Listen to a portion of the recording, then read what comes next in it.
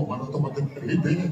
କିନ୍ତୁ ଅଙ୍କଲ ନୁହେଁ ଜମା ବାପା ମତେ ଥରୁଟିଏ ବାପା ବୋଲି ଥରୁଟିଏ ବାପା ବୋଲି ଡାକିଲେ ମୁଁ ଜାଣିବି ମୋ ଅପରାଧ ପାଇଁ ତୁ ମତେ କ୍ଷମା କରିଦେଇଛୁ।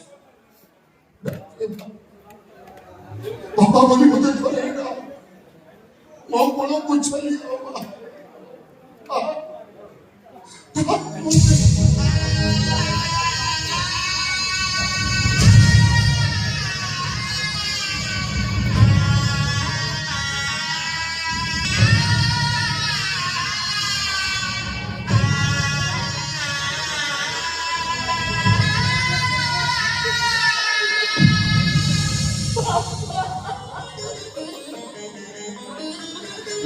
ଆଜି ଶାନ୍ତି ହେଇଗଲା ମା ସବୁ ପାଇଗଲି ମୁଁ। ଏଥର ତ ମା ପାଖରେ କରିଥିବା ଅପରାଧ ପାଇଁ ମତେ ନିଶ୍ଚୟ କ୍ଷମା ମିଳିଯିବ। ଏ ମା ଆଜିଠୁ ମୋର ସବୁ ସୁଖ ତୋର ସବୁ ଦୁଃଖ ହଉଛି ମୋର। ଚାଲ ଏବେ ଆମେ ଘରକୁ ଫେରିଛୁ। ଆଉ ଖାଇକି ମନୋହରା କରୁଛୁ। ଆରେ ଏଇ କଥା କହିଲୁ ଯେ ରଖିବା ପାଇଁ ଆଜିକି 25 ବର୍ଷ ହେଇଗଲା। ମୁଁ କେତେ କଷ୍ଟ ସହିଛି ସେ କଥା ସେ ଈଶ୍ୱରଙ୍କୁ ଜଣା। ଆଉ ମୋର କିଛି ଦୁଃଖ କଷ୍ଟ ନାହିଁ। ଖୁସିରେ ମରିପାରିବା ଖୁସିରେ ମରିପାରିବି। ମୁଁ ଏବେ କଣ କରିବି? ମୁଁ ଯୋଉ ଅପରାଧ କରିଛି ତାର ପ୍ରାୟଶ୍ଚିତ୍ତ ମୁଁ କେମିତି କରିବି? କଣ କରି ମୋ ବାପାରୁ ମୁକ୍ତି ପାଇବି? କିଛି ବୁଦ୍ଧି ମୋ ମୁଣ୍ଡରେ ପଶୁନି। ମୁଁ ବି କିଛି କମ ଅପରାଧ କରିନି ରେ ମା।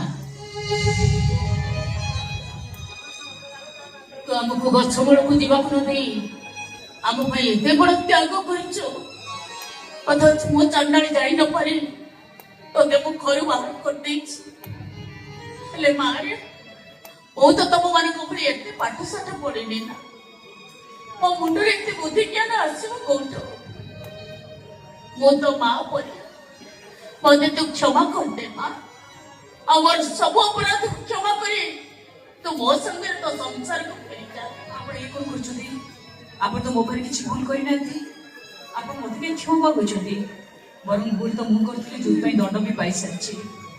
ଆଉ କୋଉ ସଂସାରକୁ ମୁଁ ଫେରିଯିବି ବୋଲି ଆପଣ କହୁଛନ୍ତି? ଅନେକ ଦିନ ହେଲାଣି ମୋ ସଂସାର ତ କଳଙ୍କର କଳା ବର୍ଷାରେ ଭାଙ୍ଗି ରୁଜି ଚୁରମାର ହେଇସାରିଛି। ଆଉ ପୁଣି କୋଉ ସଂସାରକୁ ମୁଁ ଫେରିଯିବି? ଆମ ସଂସାର ଫେରିଯିବ ଯୋଉଠି ଆମେ ସଂସାର ଆରମ୍ଭ କରିଥିଲେ। ତମେ କିଏ?